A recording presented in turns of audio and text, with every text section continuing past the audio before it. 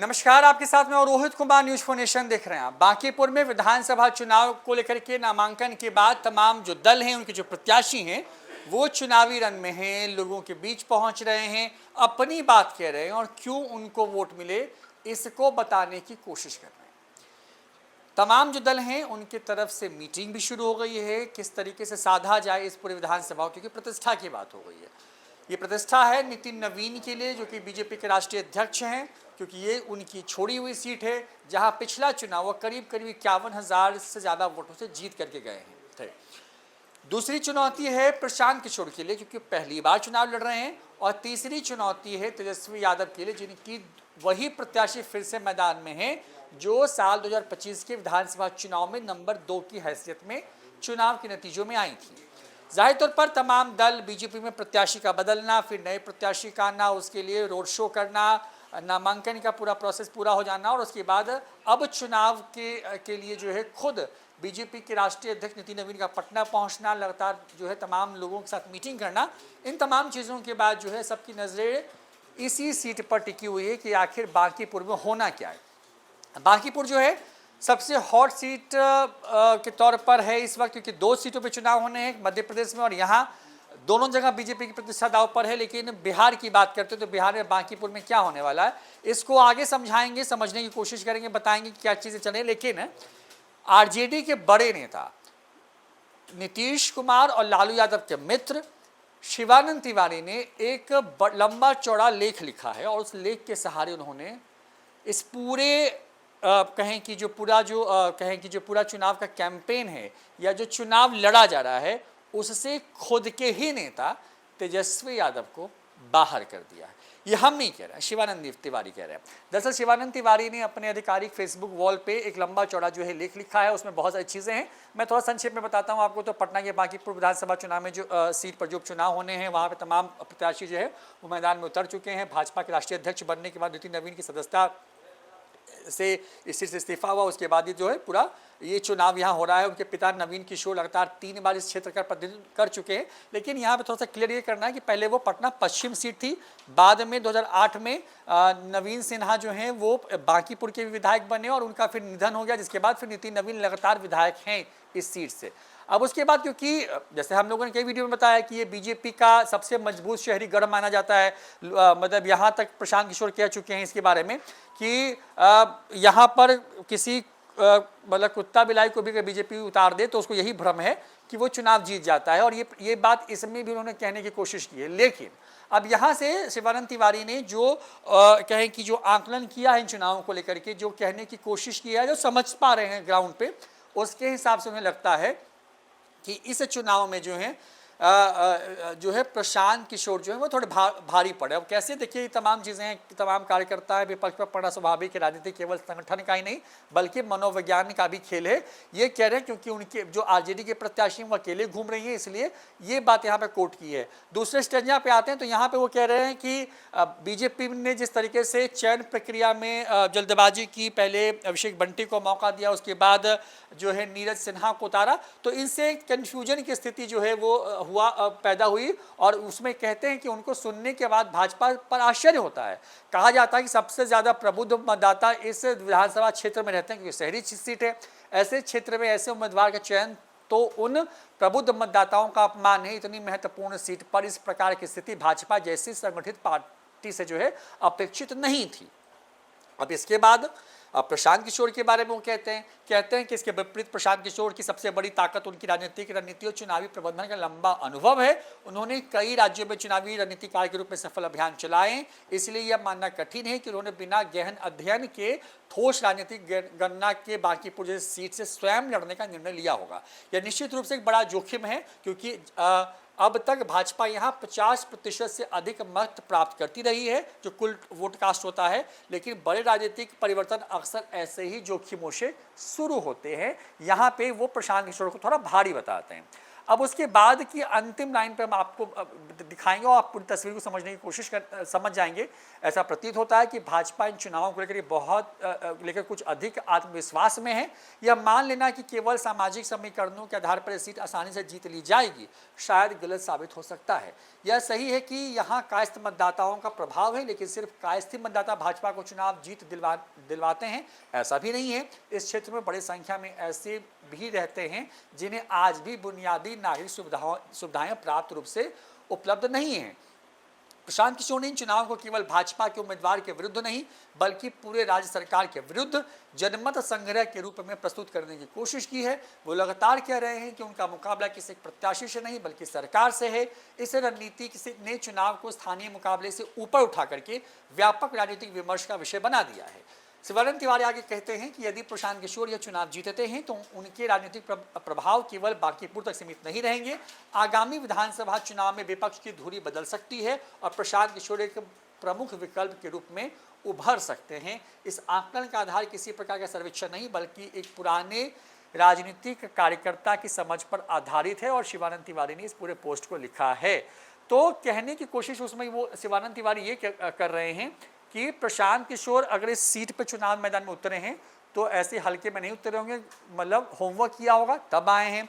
BJP थोड़ी ज़्यादा आत्मविश्वास में है और आत्मविश्वास के सहारे हर चुनाव नहीं जीता जा सकता, ये कहने की कोशिश है। और तीसरी बात उन्होंने रेखा गुप्ता जो कि उनकी ही पार्टी की प्रत्याशी हैं उनके लिए कह रहे हैं कि मनोवैज्ञानिक असर भी डालना पड़ता है। किसी को कई नाम का ऐलान हो जाए और वो खुद घूमे तो चुनाव नहीं जीता जा सकता। ये तमाम चीज़ें शिवानंद तिवारी ने कही हैं।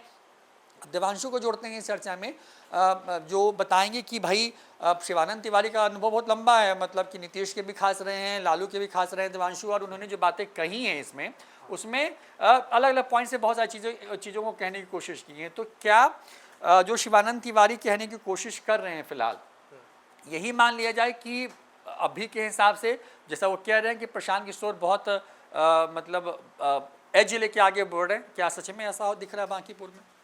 देखिए, किस्मत मेहरबान तो है प्रशांत किशोर का, बीते 5-6 दिनों से जो है रोहित ये दिख रहा है। आज जो बिना मामले का नामांकन रद्द हुआ तेज प्रताप जो है वो पहुंचे हैं, वो भी जो है वो एक तरह से आप कह सकते हैं प्रशांत किशोर के ही फेवर में जाता हुआ दिख रहा है। बहरहाल शिवानंद तिवारी ने जो कहा है कि बांकीपुर उपचुनाव में प्रशांत किशोर का पल्ला जो है वो भारी लग रहा है। शिवानंद तिवारी जो है खुद इनकी प्रोफाइल को ही देखिए, हम इधर उधर की बात ही नहीं करेंगे, ये राजनीति में 1964 से हैं, ठीक है, इतना लंबा अनुभव है। आप जब भी इनसे बात करते हैं तो ऐसा लगता है कि चलता फिरता बिहार के पॉलिटिकल जो है ये लाइब्रेरी हैं, हाँ, विकिपीडिया टाइप्स के हैं। पुरानी बातें जो कहीं किसी किताब में ना हो वो इनके मुंह से अनायास ही निकल जाता है। और आरजेडी में है, सीनियर नेता है, लेकिन बीते कुछ माह से ऐसा दिख रहा है कि ये कोशिश कर रहे हैं कि आरजेडी को राह दिखाने के लिए अपने अनुभव के आधार पर, भले आरजेडी इनकी बातों को सुने भी ना, वो अलग बात है, चाहे सुन ले तो मतलब कि उसे मतलब कि इम्प्लीमेंट ना करे, लेकिन शिवानंद तिवारी का बांकीपुर उपचुनाव में ये कहना, इसको आप इग्नोर नहीं कर सकते हैं रोहित। कहीं ना कहीं प्रशांत किशोर के पक्ष में ही खड़े होना, आप इसे कह सकते हैं। प्रशांत किशोर के समर्थन में आए शिवानंद तिवारी, कैसे लग रहा है शिवानंद तिवारी को? ये तो पार्टी से, ऐसा नहीं है कि इनको आरजेडी का विरोध करना है, तेजस्वी यादव का विरोध करना है इसलिए ऐसा कर रहे हैं, ऐसा नहीं। ये जो महसूस कर रहे हैं क्योंकि ये रहते भी बांकीपुर इलाके में ही है और चूँकि और ये एक कहीं ना कहीं लोगों से जुड़े हुए नेता के तौर पर भी हैं, तो लोगों से बातचीत भी हो रही है। तो ये रहते पटना में ही है रोहित, तो इन्हें पता है क्योंकि पटना के ही चुनाव हो रहे हैं, पटना के बांकीपुर में, तो इनको पता है कि क्या होना है और ये नब्ज़ को महसूस करते हैं। देखिए, जब बिहार इलेक्शन के नतीजे नहीं आए थे 2025 में, तब भी हमें याद था कि शिवानंद तिवारी नतीजों से पहले ही जो है वो बोल रहे थे यानी कि बयान के जरिए नहीं, उनकी फेसबुक पोस्ट बोल रहे थे और समय समय पर ये आँख दिखाने की, मतलब कि आईना दिखाने की कोशिश जो है आरजेडी को करते हैं। और ये ऐसा नहीं है कि इनको कुछ चाहिए, कोई पद चाहिए आरजेडी से या सत्ता पक्ष से कोई चाहिए। सत्ता पक्ष से चाहिए तो प्रशांत किशोर के, वो तो ये लिखते हैं कि बीजेपी का पल्ला भारी है, लेकिन एक ऐसी सीट जहाँ पर मतलब कि बीजेपी को हराना ये कहा जाता है कि इम्पॉसिबल है, वहाँ पर शिवानंद तिवारी जैसे पुराने नेता जिनको अनुभव है लालू प्रसाद यादव के साथ काम करने का, जिनको अनुभव है नीतीश के साथ काम करने का, अगर वो कह रहे हैं कि प्रशांत किशोर का पल्ला जो है वो भारी है, तो उससे आप इग्नोर जो है वो नहीं कर सकते हैं। और जो जो रियलिटी है रोहित, जो रियलिटी हमें भी दिख रही है, कुछ हलचल तेज है, स्विंग कर रहा है। अभी का जो माहौल आप कह सकते हैं जैसे गेंद होता है ना, वो स्पिन करना, इधर से उधर बिल्कुल नच रहा है। बांकीपुर के जो लोग हैं, जो जनता जनार्दन मालिक हैं, वो अभी सोच रहे हैं। शुरुआती दौर में तो उन्हें भी लगा था प्रशांत किशोर इज नथिंग, लेकिन अब लग रहा है कि नहीं, प्रशांत किशोर को एक मौका दिया जा सकता है। सवाल फिर वही कि मौका मिलेगा या नहीं मिलेगा। पानी अभी बहुत बहना है, लेकिन आज के तारीख से, पर जब हम ये वीडियो बना रहे हैं 14 जुलाई को हम ये वीडियो बना रहे हैं, तब तक हम यही कहेंगे कि पानी उतना ही बह रहा है जितना कि प्रशांत किशोर के खेत में फसल जो है वो अच्छे से लहलहा सके। लेकिन मतलब जैसे ये जो बात कह रहे हैं ठीक है, मतलब लेकिन मतलब इसका मतलब तो ये कह दिया ना इन्होंने कि भाई आरजेडी रेस में ही नहीं है। हाँ, यही तो कह रहे हैं कि मनोवैज्ञानिक तौर पर भी अब वो दिख नहीं रहा है, मतलब रिफ्लेक्शन नहीं है ग्राउंड पर।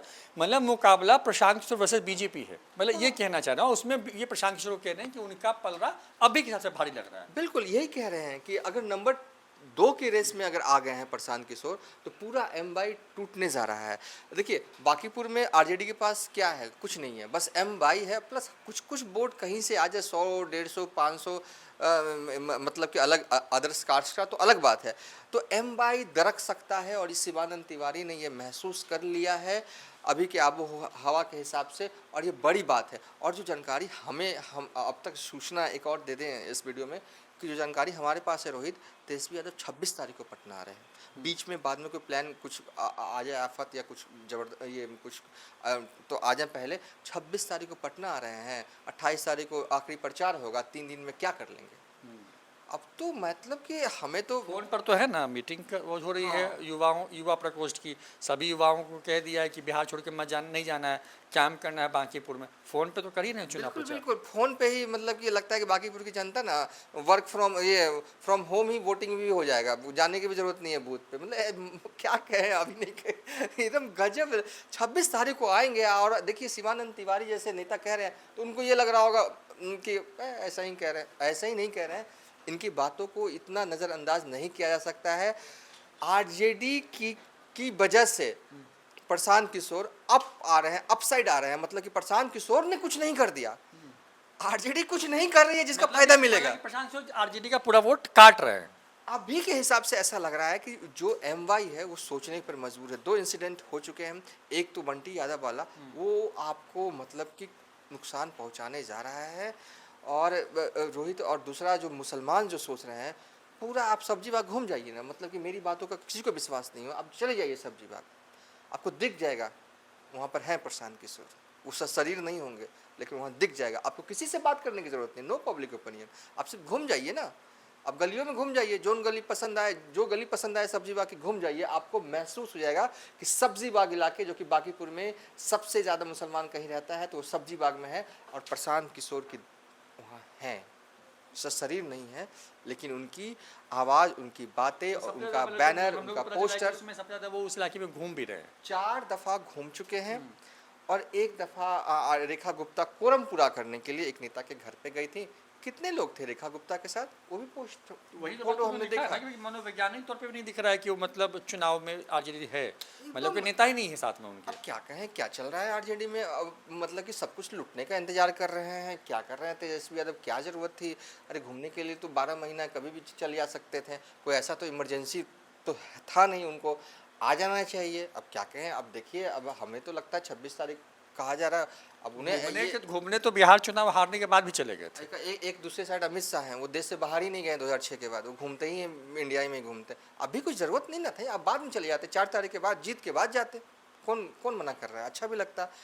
तो बहुत सिचुएशन रोहित यहाँ पर मतलब कि सोचा नहीं गया था, वो हो रहा है। जो बीजेपी वालों ने भी नहीं सोचा होगा प्रशांत किशोर को लेकर, वो होने जा रहा है। और ये सब कुछ इसलिए हो रहा है कि जाने अनजाने आप कह सकते हैं कि प्रशांत किशोर का लक फेवर कर रहा है। अब आरजेडी ऐसे चुनाव लड़ेगी, मतलब कि इसे क्या कहते हैं, सिंबॉलिक तरह से चुनाव लड़ेगी।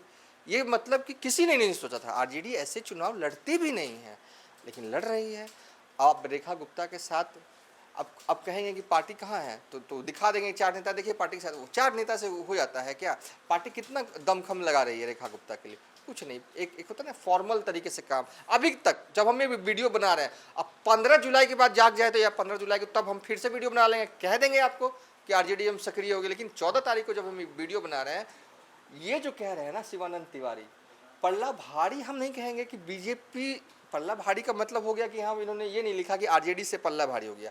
लिखते तो मैं इनकी बातों का पूरा समर्थन करता, लेकिन हाँ, एकदम मतलब कि अब नंबर 2 पे तो आते हुए दिख रहे हैं। अभी भी नहीं जागी आरजेडी, तो अब देखिए कुछ भी हो सकता है अगर, तो यही अपडेट है अभी। तो कहानी यही है कि मतलब जागने की बात कह रहे हैं एक तरीके से प्रशांत किशोर। उनको ऐसा लगता है कि उनके लिए माहौल बन गया है। बीजेपी के राष्ट्रीय अध्यक्ष बिहार में है, लगातार मीटिंग हो रही है एनडीए के तमाम दलों की। बीजेपी आश्वस्त है कि गढ़ है उनका तो जीत जाएगी और बड़े मार्जिन जीतेगी। दावा तो लाख तक का हो रहा है। खुद नितिन नवीन 51,000 के आसपास के वोट से चुनाव जीत करके पिछले बार गए थे।